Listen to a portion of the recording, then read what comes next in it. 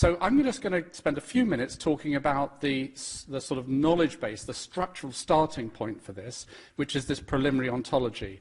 And Susan has mentioned, you probably all know, or perhaps most of you know what an ontology is. It's a formal data structure that a computer can use to represent information, represent knowledge in terms of a defined set of constructs and their attributes and the relationships between them. And that's the key, because the way that we express ourselves in natural language leaves too much ambiguity for us to be able to use these kinds of automated processes to work with. And as Susan has said, what we're trying to do with this ontology is to answer what you might call as the big question in behavior change. What works, compared with what, how well, with what degree of exposure, for whom, in what settings, with what behaviors, and why.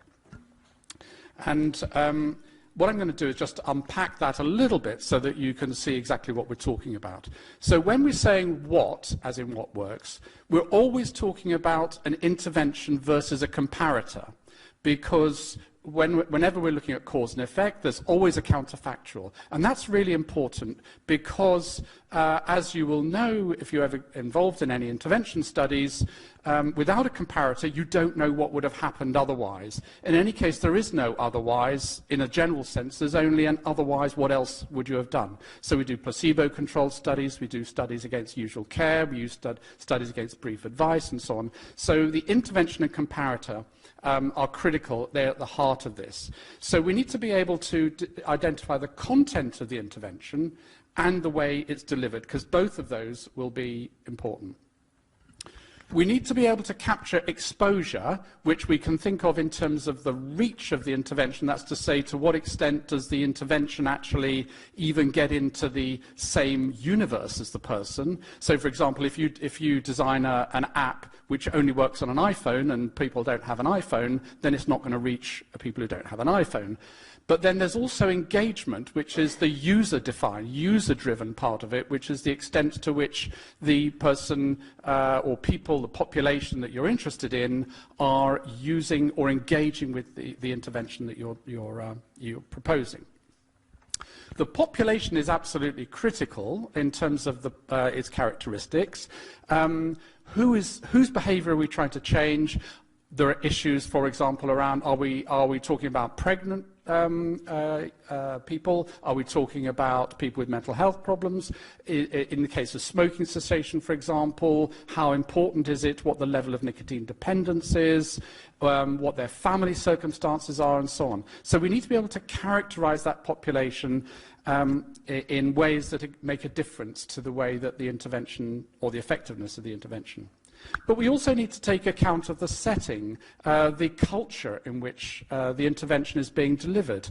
In a smoking cessation intervention, for example, let's say brief advice for smoking cessation, you're going to have a different effect in a culture where there's never been any, or there's very little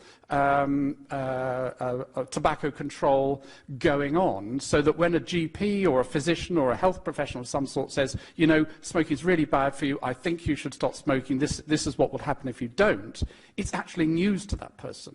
Whereas in a culture with a very strong tobacco control climate, then the impact is going to be potentially considerably less. So setting is really important.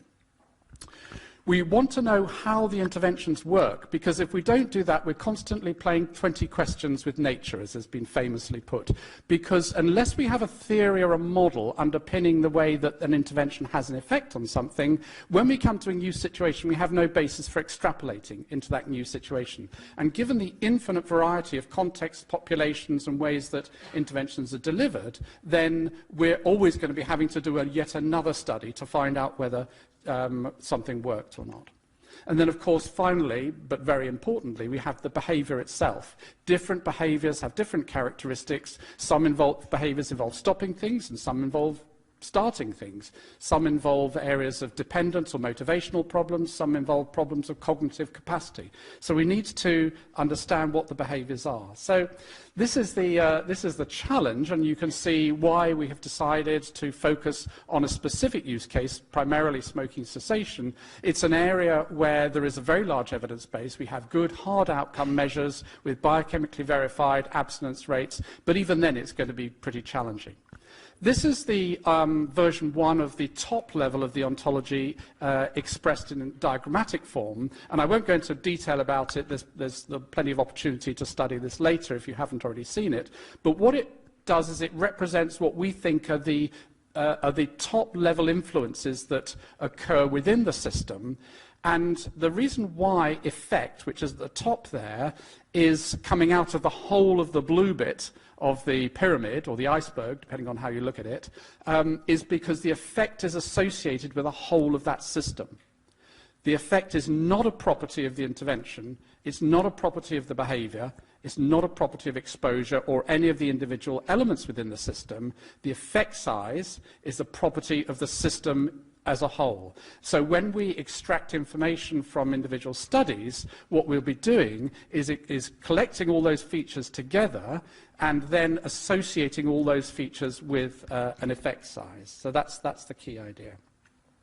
Fortunately for us, there are many examples of ontologies out there, and we're not going to be starting from scratch in creating ontologies. And in fact, we are proposing to draw very heavily on and map what we're doing closely to Cochrane's, what they call PICO ontology, which is for clinical studies. It's not for behaviour change, but it can be adapted for behaviour change and extended. And so PICO stands for what is the patient, the population, or the problem, and then what's the intervention, what's the comparator, and what's the outcome.